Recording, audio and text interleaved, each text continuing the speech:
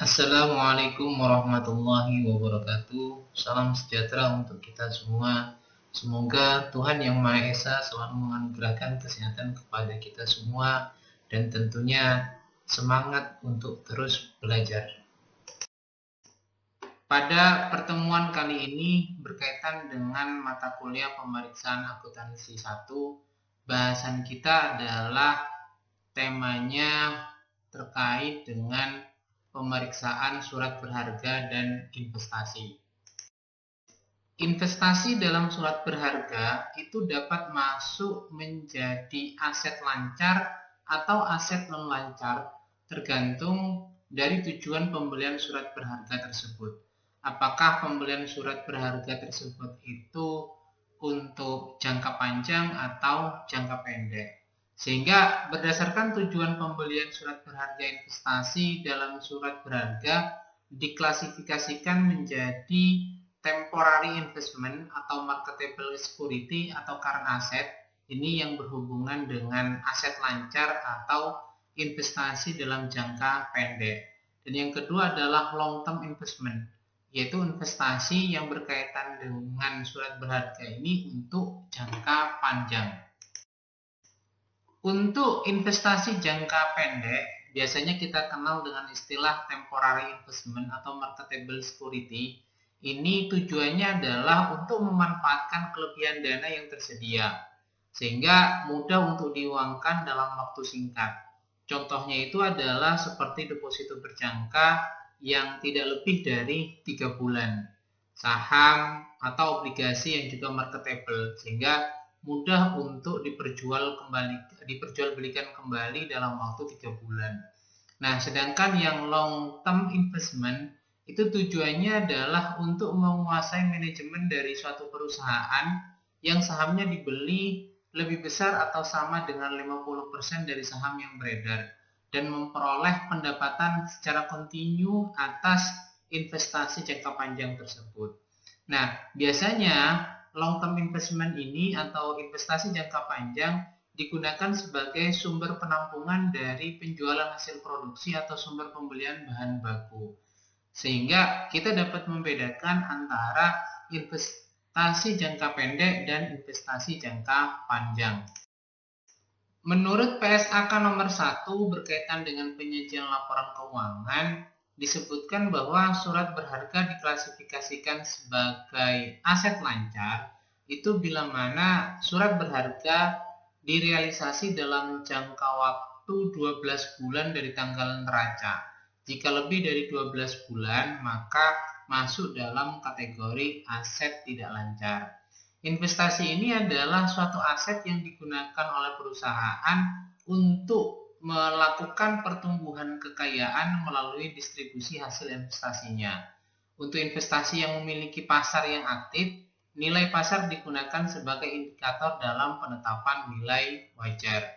Sehingga menurut PSAK nomor 1 ini dapat kita lihat untuk membedakan investasi surat berharga yang masuk dalam aset lancar atau aset tidak lancar itu dilihat dari jangka waktunya. Kalau jangka waktunya tidak lebih dari 12 bulan dari tanggal neraca, maka masuk dalam kategori aset lancar. Sedangkan kalau lebih dari 12 bulan, maka masuk dalam aset tidak lancar. Sedangkan menurut PSAK nomor 13 berkaitan dengan bahasan properti investasi, investasi ini dimaknai sebagai aset yang digunakan untuk pertumbuhan kekayaan melalui distribusi hasil investasi berupa bunga, royalti, dividen, dan uang sewa untuk apresiasi nilai investasi atau untuk manfaat lain bagi perusahaan yang berinvestasi seperti manfaat yang diperoleh melalui hubungan perdagangan. Investasi ini juga dapat dipecah menjadi dua, investasi lancar dan investasi jangka panjang. Kalau investasi lancar, investasi yang dapat segera dicairkan dan dimaksudkan untuk dimiliki selama setahun atau kurang.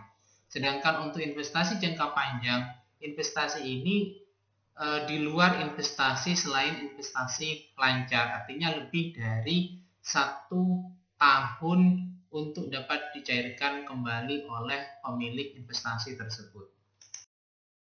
Untuk penyajian investasi di neraca dapat kita gunakan standar dari PSAK 13, di mana untuk investasi lancar itu dicatat berdasarkan mana yang lebih rendah antara biaya perolehan dan nilai bersih yang diterima atau menggunakan nilai pasar. Sedangkan untuk investasi jangka panjang dicatat berdasarkan harga perolehan yang digunakan adalah nilai pasar jika terdapat penurunan yang tidak bersifat sementara.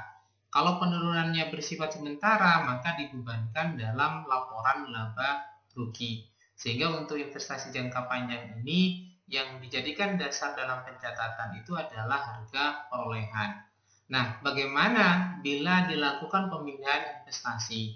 Untuk investasi jangka panjang yang diklasifikasi sebagai investasi lancar, maka pemindahan dilakukan berdasarkan nilai yang sudah tercatat. Sedangkan untuk investasi yang diklasifikasikan lancar ke jangka panjang, masing-masing harus dipindahkan pada metode terendah antara biaya dan nilai pasar atau pada nilai pasar jika investasi tersebut sebelumnya dinyatakan pada nilai tersebut. Dalam pemeriksaan surat berharga yang dipergunakan sebagai investasi, ada beberapa istilah yang harus kita pahami, yaitu nilai wajar. Nilai wajar dimaknai sebagai suatu jumlah yang dapat digunakan sebagai dasar pertukaran aset atau penyelesaian kewajiban antara pihak yang paham dan yang berkeinginan untuk melakukan transaksi wajar, di mana ada istilah nilai pasar yang dipergunakan di sini yang dimaknai sebagai jumlah yang dapat diperoleh dari penjualan suatu investasi dalam pasar yang aktif.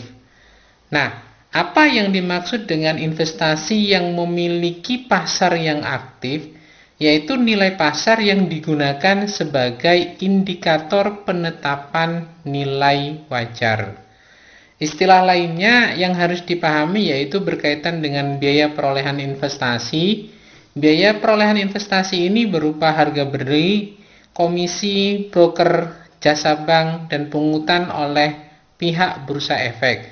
Nah, semua komponen biaya tersebut merupakan biaya perolehan investasi.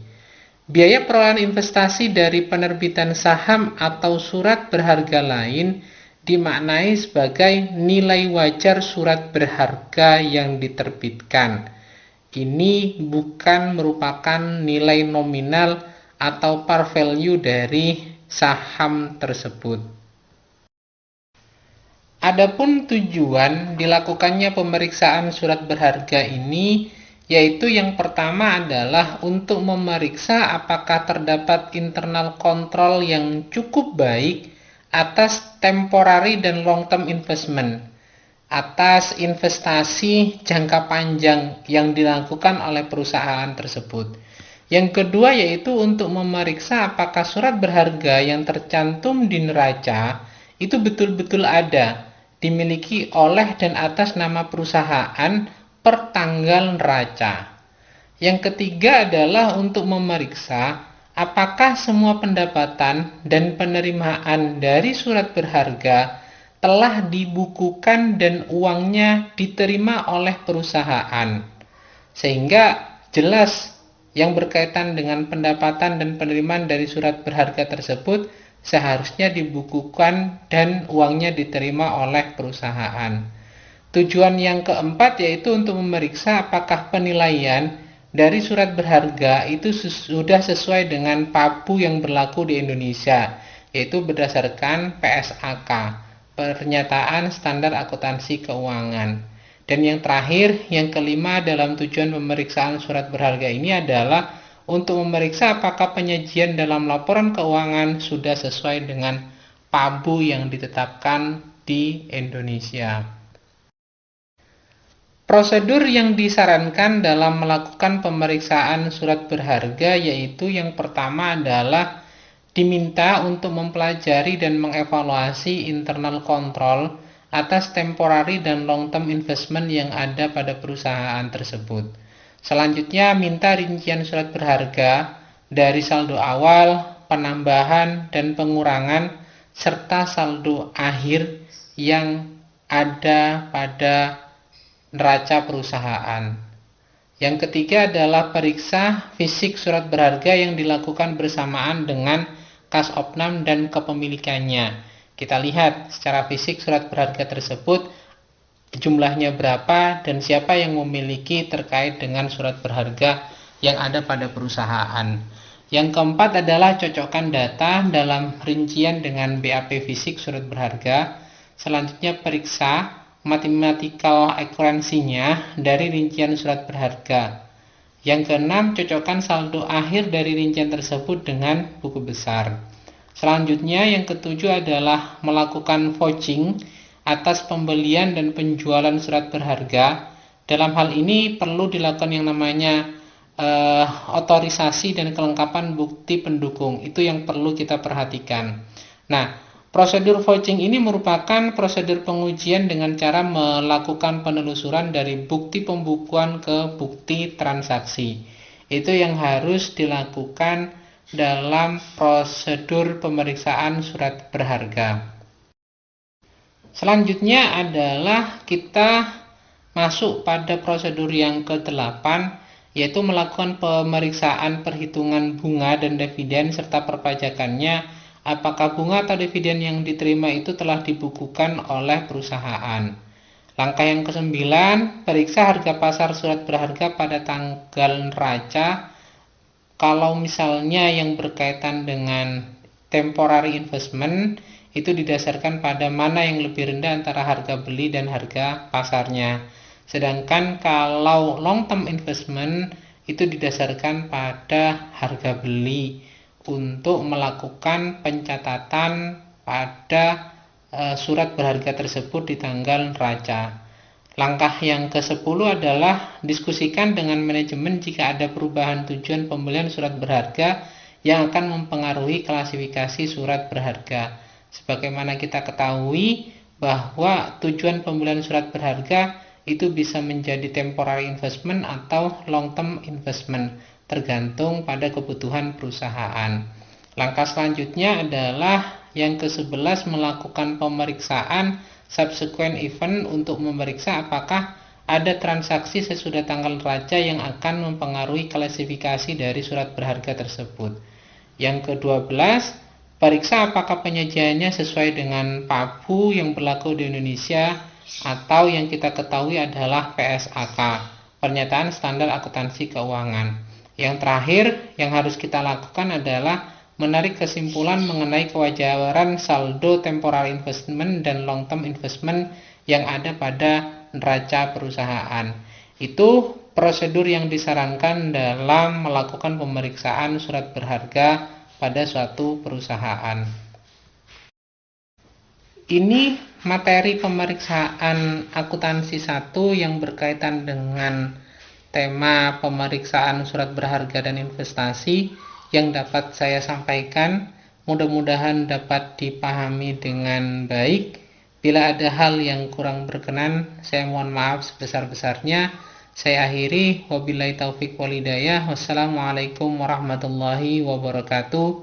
Jangan lupa untuk selalu taat terhadap protokol kesehatan. Jaga kesehatan dengan baik ya. Terima kasih.